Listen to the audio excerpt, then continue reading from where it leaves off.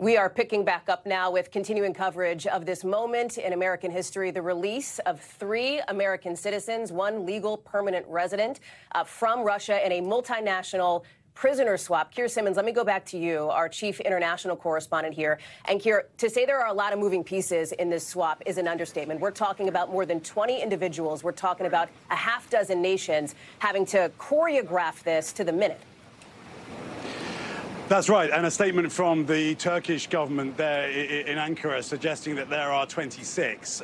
Now, we don't know the details, so we have to be cautious here. But up until now, Russia has insisted on 1 for 1, if you like. So 1 prisoner, 1 Russian prisoner for somebody being held inside of Russia. And I think it's unlikely that they will have wavered from that. And that is one of the reasons why you're seeing this highly complex dance, if you like, with multiple planes arriving.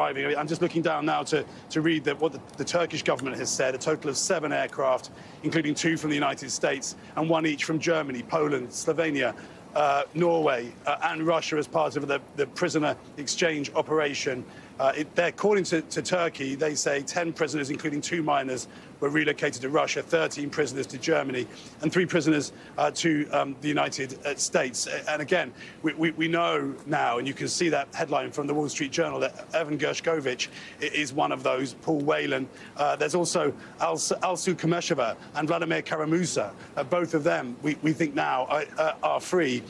We should just pause for a moment, though, Hallie, to say, and when you were mentioning it earlier before that special report, Mark Fogel and Ksenia Karolina, she's the ballet dancer, dual Russian-American citizen who was arrested recently in Russia. They do not appear to be included in this. And so inevitably there will be, and rightly, there will be questions about how come they aren't there when so many are there. And in fact, in the case of Paul Whelan, when Brittany Griner was released, he was not released, and that upset his family very much. These are such difficult moments for so many people, for the families who are learning that their loved ones are free, and also for the families who are finding out that their loved ones are not free. And then there is also, there's going to be a political question. I mean, you were talking earlier about Vadim Krasikov.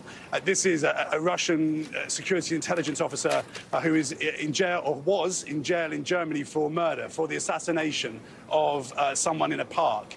And many in the US government will be concerned by the idea of exchanging American prisoners, who the American government is clear were wrongfully detained, with somebody who was convicted for murder. And that's just one example. I think you'll hear more of it. There are going to be other stories in this too, I suspect, because there are so many people involved, and that's going to emerge in the coming hours. Yeah.